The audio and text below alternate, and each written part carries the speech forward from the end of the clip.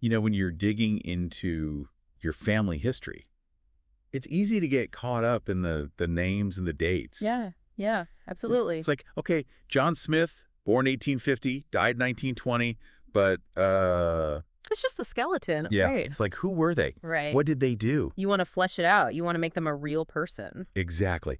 And I feel like for me, at least one of the most fascinating ways to understand who my ancestors were is to find out what they did for a living. Like, what was their job? What was their day-to-day life like? No, it just makes them human. It's like all of a sudden you can picture them doing something. Totally. And, it's funny because when you think about historical records, you might think, oh, that's dry stuff. Yeah, dusty old books and all that.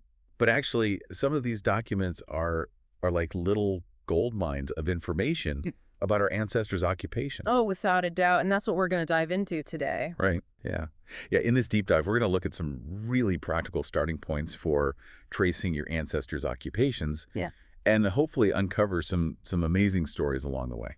That's right. And not just like what the job title was, but what it actually meant to have that job. Right. Like the context, like how did it shape their lives, their communities? Exactly. So where do we even begin with something like this? Well, you got to start with the basics, right? And in genealogy, the basics are always those census records. They're like your bread and butter. Okay. So for folks with American ancestry, the U.S. censuses, especially from 1840 to 1940, those are gold mines. They usually list a person's occupation right there. Got it. And it's not just U.S. censuses, though. Right. Wherever your ancestors came from, check out the census records from those countries, too. They're just as important. Oh, that makes sense. Because these records often group people by their address, so you can see who was living next to, who, was it family, neighbors, and often right there with their name and address, bam, their occupation. Yeah. Oh. That's so helpful. It really paints a picture of their little corner of the world. Yeah, it does. And one thing that struck me is that censuses are taken every 10 years, right? Right, At least in the US, and starting in 1841 in the UK. right.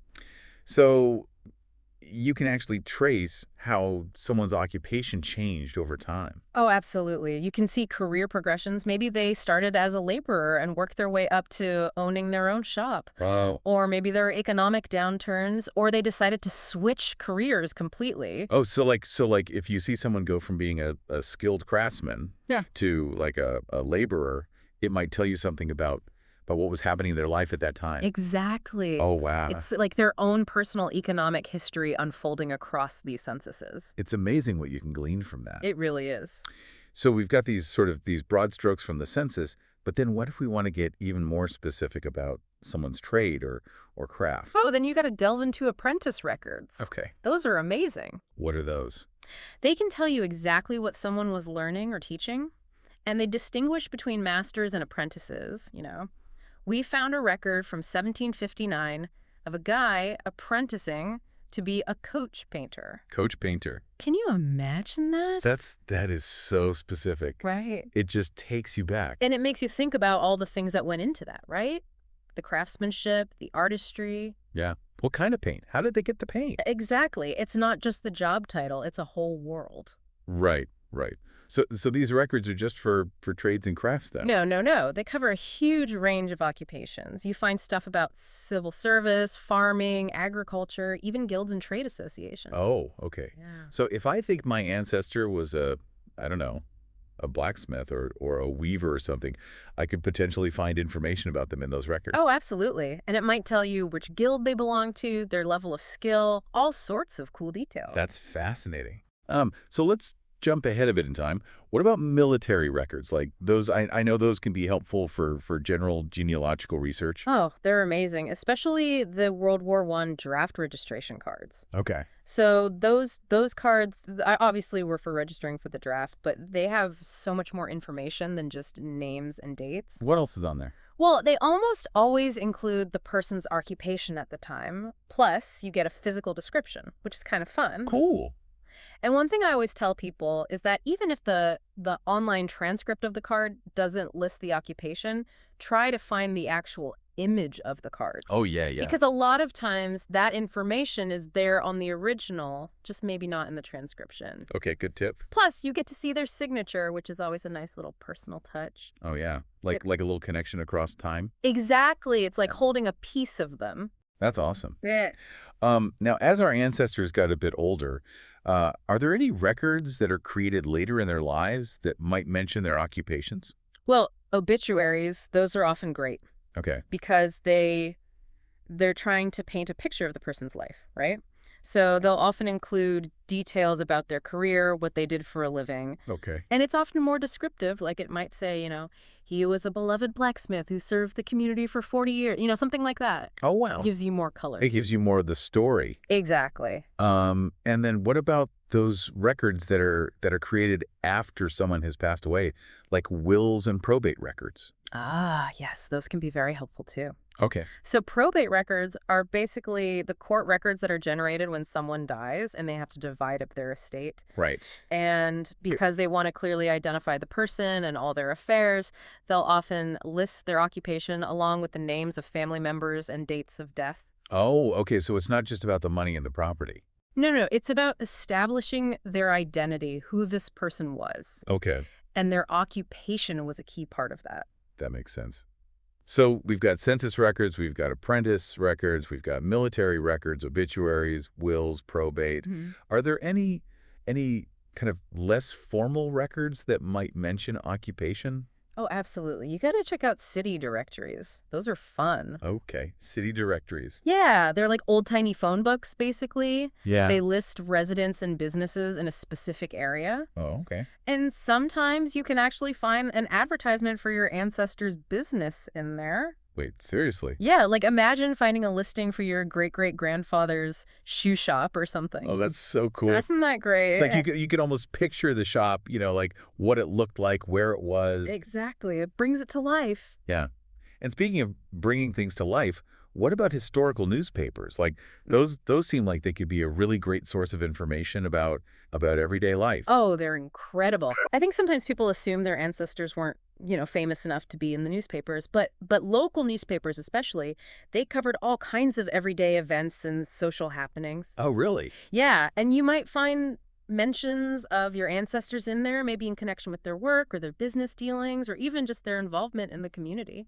Wow. Like so it's not just about like the big news stories. No, no, no. It's about the fabric of life in that time and place. And my ancestor could be right there in the middle of it. Exactly. You never know what you might find. Okay, so we've covered a lot of different records. Are there any other kind of unusual or maybe unexpected places we might find clues about our ancestors' occupations? Well, sometimes the clue can be hidden in plain sight right there in the family name. Really? Yeah, a lot of surnames originated from occupations, like Smith, for example. Oh, yeah, yeah. That comes from blacksmiths or anyone who worked with metal. Right. Okay. And Miller, of course, that suggests someone who worked in a mill.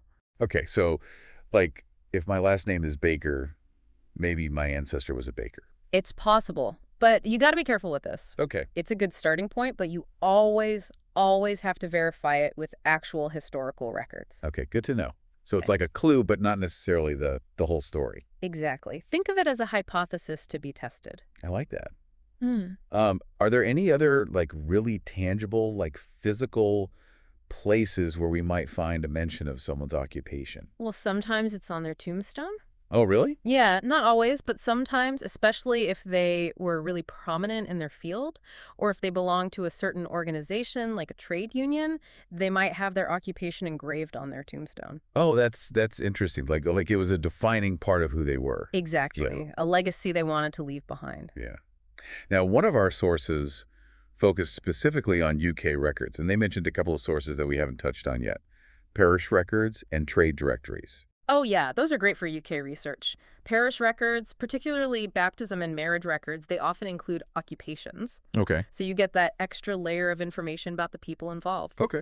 And trade directories, those are similar to city directories, but they specifically focus on listing trades and businesses. Okay.